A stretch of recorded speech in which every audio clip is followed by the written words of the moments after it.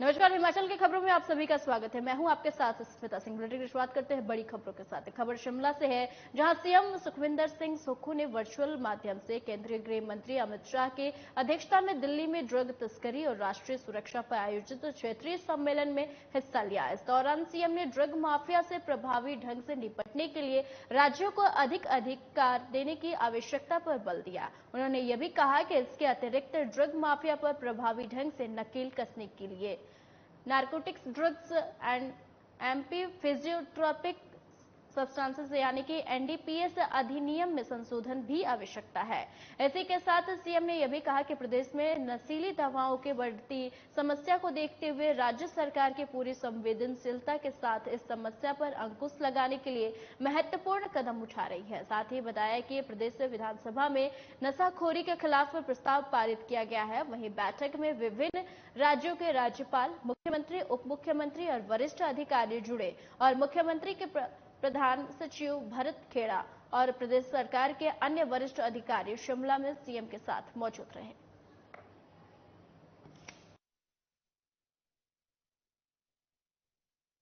मंत्री महोदय, धारा 37 के तहत, सेक्शन 37 के तहत जो भी अपराध किया जाता है वो कॉग्निजेबल होना चाहिए, नॉन वेलेबल होना चाहिए।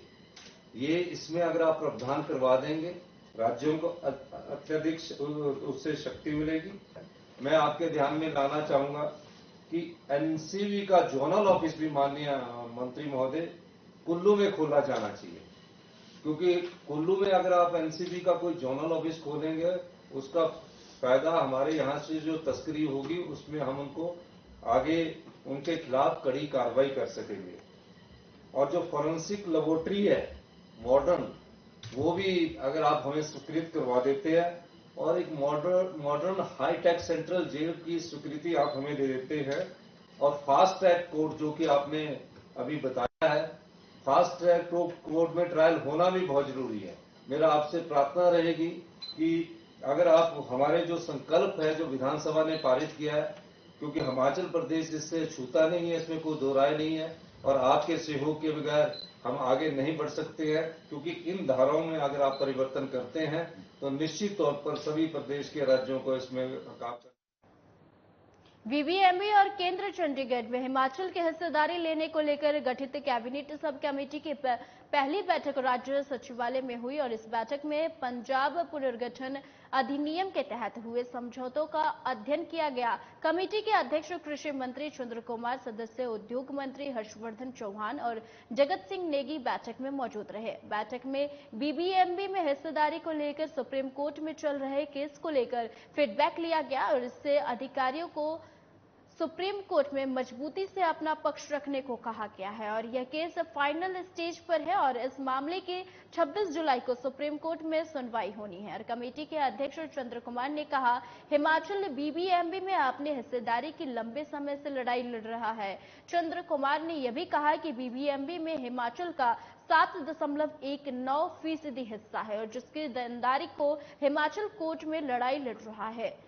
और उन्होंने यह भी कहा कि इस केस को लेकर 26 जुलाई को सुनवाई होनी है, जिस पर फीडबैक बैठक में लिया गया है और अधिकारियों को अपना पक्ष मजबूती से रखने को कहा गया है। चंद्र कुमार ने यह भी कहा कि चंडीगढ़ पर हिस्सेदारी को हिमाचल राजनीतिक स्तर पर उठाया जाएगा और उन्होंने पंजाब के मुख्यमंत्री भगवंत मान के बयान पर भी पलटवार किया। उन्होंने कहा कि भगवंत मान और पंजाब पुनर्गठन को लेकर अधिनियम 1966 का अध्ययन करने की नसीहत दी।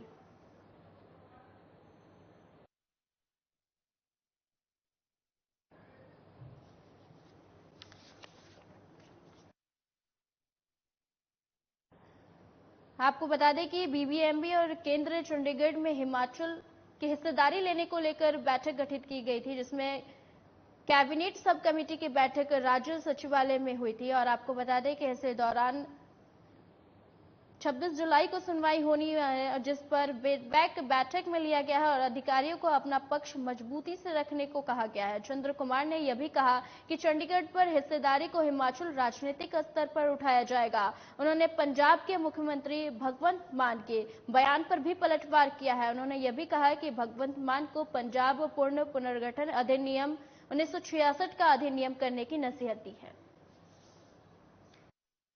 He is one of the member, और हमारे नेगी जी जो है वो जो रेवेन्यू और हॉर्टिकल्चर मिनिस्टर वो भी सदस्य हैं, और इसके साथ सेक्रेटरी पावर और सेक्रेटरी आईपीएच और हमारे लॉ ऑफिसर मिस्टर लखवाल वो ही यहाँ पर उपस्थित थे, और सारे हमारे इलेक्ट्रिसिटी बोर्ड्स के और सरकार के जो सेक्रेटरीज हैं वो उसमें शामिल हुए, और हमने जो है वो बड़े विस्तार से।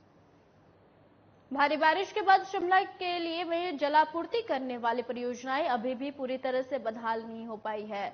आपको बता दें कि बहाल नहीं हो पाई है, जिससे कि शिमला में जल संकट गहराया हुआ है। आज शिमला में 31 एमएलडी पानी पहुंचा, और जिसके बाद अब प्रशासन शिमला के लोगों को 2 दिन के अंतराल पर पानी देने का विचार कर रहा है। शिमला शहर के लिए रोजाना 42 एमएलडी पानी की जरूरत होती है। नगर निगम और सरकार हर बार चुनावों के समय शिमला को 24 घंटे पानी देने का वादा करती है, लेकिन परियोजनाओं में गाद न आए इसके लिए अभी तक कोई प्लान तैयार नहीं कर पाया है। वहीं शहरवासियों में पानी को लेकर परेशानी बनी हुई है। हर साल बरसात में शिमला शहर को आपूर्ति करने वाली परियोजनाओं में गाद की वजह से पानी लिफ्ट नहीं हो पाता है। अपडेट आती है उसमें 31 एमएलडी आया था, और आस्ते आस्ते शिमला में मुझे लगता है कि हम आस्ते आस्ते व्यवस्था को ठीक करने की कोशिश कर रहे हैं। थोड़ा मौसम का जैसे जैसे हमको साथ मिल रहा है। आज 31 एमएलडी था, परसों रात को गिरी से बहुत कम मिला हमारे को क्योंकि बारिश हुई बहुत, लेकिन आज काफ़ी एरिया हमने चलाया। कल रात को भी काफ़ी एरिया चलाया। आज उसके बाद रात को सुबह मॉर्निंग में नाबा, फागली, पिछले कल टुट्टी कंडी, बालूगंज, और रात को कुसुमटी बाजार, हाउसिंग बोर्ड कॉलोनी, देवनगर, और अलग अलग जगह पे जहां जहां चला।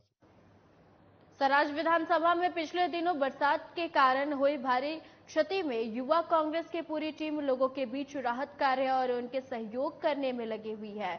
युवा कांग्रेस प्रवक्ता डिंपल शर्मा ने बताया है कि जहां एक तरफ प्रदेश सरकार स्वयं मैदान में लोगों के बीच उनके साथ खड़ी है, तो वहीं दूसरी तरफ युवा कांग्रेस की पूरी टीम अध्यक्ष तरुण ठाकुर की अगुवाई में राहत कार्य में लोगों का सहयोग करने में लगे हुए हैं। उन्होंने यह भी कहा कि यूथ कांग्रेस प्रदेश अध्यक्ष निगम भंडारी के आदेशानुसार यूथ कांग्रेस आपदा से निपटने के लिए काम कर रही है। यूनाग बाजार में जो भारी नुकसान हुआ है उसमें फौरी राहत के रूप में 1 लाख रुपए की राशि देने का जो वादा 3 दिन पहले मुख्यमंत्री सुखविंदर सिंह सुक्खू ने किया था, उसमें बीते कल ही सरकार द्वारा अमल करते हुए डीसी मंडी अरिंदम चौधरी ने प्रभावित परिवारों को राहत राशि प्रदान की गई है। आपको बता दें कि जिलाध्यक्ष तरुण ठाकुर की अगुवाई में युवा कांग्रेस की टीम सराज विधानसभा में लोगों के हर संभव मदद करने में जुटे हुए हैं। आपको साथ ही आपको बता दें कि जनजयहाली क्षेत्र में भी इस आपदा में भारी नुकसान हुआ है। ग्राम पंचायत भोंग रेल चौक में भारी नुकसान का आकलन किया गया है, और युवा कांग्रेस अध्यक्ष स्वयं मौके पर लोगों के बीच जा रहे हैं और उनकी समस्याओं का समाधान करने में लगातार प्रयासरत है।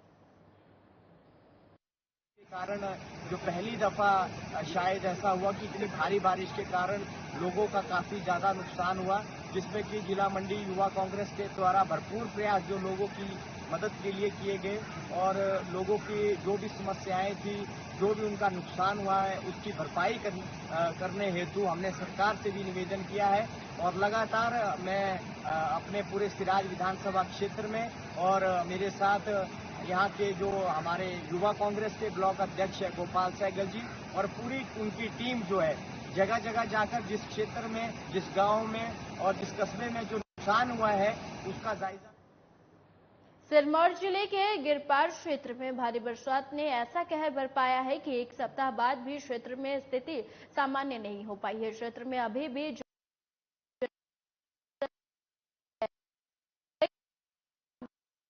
के बंद होने के कारण क्षेत्र के किसानों को भारी नुकसान उठाना पड़ रहा है।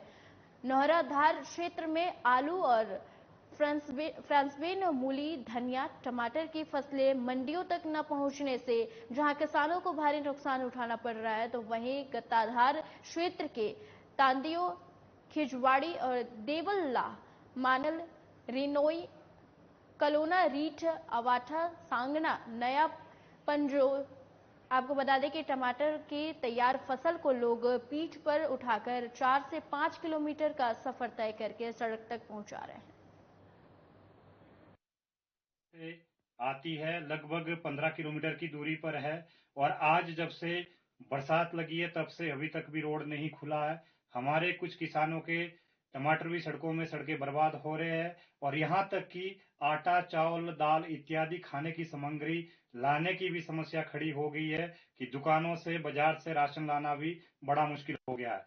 हमारा मंत्री श्री विक्रमादित्य जी से भी विनम्र निवेदन रहेगा कि इस रोड को सुचारू ढंग से चलाने के लिए। और सावन मास को लेकर भक्तों में उत्साह देखने को मिल रहा है। सावन के सोमवार को आज भक्तों ने शिवालयों में जाकर भोलेनाथ की विधिवत पूजा अर्चना की है। आपको बता दें कि एशिया के सबसे ऊंचे शिव मंदिर जटोली में सुबह से ही भक्तों का तांता लगा रहा और भक्तों ने भगवान भोलेनाथ को दूध, जल, बेलपत्र, भांग चढ़ाकर भोलेनाथ की पूजा अर्चना की है। साथ ही सभी के लिए खुशहाली की कामना की है। मान्यता है कि भोलेनाथ को सावन माह बहुत प्रिय है और इस माह सोमवार के उपवास रखने से सभी मनोकामनाएं पूर्ण हो जाती है। सावन का महीना चला हुआ है तो हम इधर आए हैं सोलन के जटोली मंदिर में। तो यहाँ पे लोगों की काफी आस्था है। ये भोलेनाथ का मंदिर है, दूर दूर से लोग यहाँ पे आते हैं और काफी संख्या में लोग यहाँ भीड़ जमा होती है। तो श्रद्धा भी है लोगों की इस मंदिर में। और यहाँ का जो मंदिर है वो काफी शक्तिशाली है, बहुत सारे लोगों की मनोकामनाएं पूरी होती है। और यहाँ का जो पवित्र जो जल स्रोत है, यहाँ से लोग पानी को ले जाते हैं और जिससे कि ये मान्यता है कि यहाँ का जो पानी से स्नान करने से चर्म रोग वगैरह इत्यादि। श्रावण माह के दूसरे सोमवार और इस दिन आई अमावस्या को सोमवती अमावस्या के सुबह संयोग बनने से जिला सिरमौर के तीर्थ श्री रेणुका काजी पावन सतयुग कालीन झील में स्नान, ध्यान, पूजा अर्चना के लिए श्रद्धालुओं का तांता लगा है। सोमवती अमावस्या इस मर्तबा श्रावण माह के दूसरे सोमवार को आई है और जिससे जिला भर के शिवालय में भक्तों ने जलाभिषेक, बेलपत्र और भगवान भोलेनाथ की आराधना की है। वहीं सुप्रसिद्ध श्री रेणुका जी झील में आस्था की डुबकी लगाई है। तो ये सोमवती अमावस्या आती है ना जी, इसमें बहुत बड़ा महत्व है। ये हमारा प्राचीन तीर्थ है और जितनी भी सोमवती अमावस्या आती है यहाँ लोग स्नान करने के लिए आते हैं दूर दूर से। यहाँ से नहीं, बाहर से भी आते हैं लोग, हरियाणा से, पंजाब से, अपने घाटी जहाज से, ऊपर से, उत्तराखंड से, कहीं से भी आ सकते हैं लोग, यहाँ पर आते हैं। ये एक बहुत बड़ा मान्य तीर्थ है हमारा, जो कि बहुत प्राचीन तीर्थ है और इस माता रेणुका के नाम से ये तीर्थ है, भगवान परशुराम के नाम से तीर्थ है। महर्षि दमदमी महाराज की तरफ से ये तीर्थ है। इस बुलेटिन में फिलहाल के लिए इतना ही। मुझे दीजिए इजाजत। नमस्कार।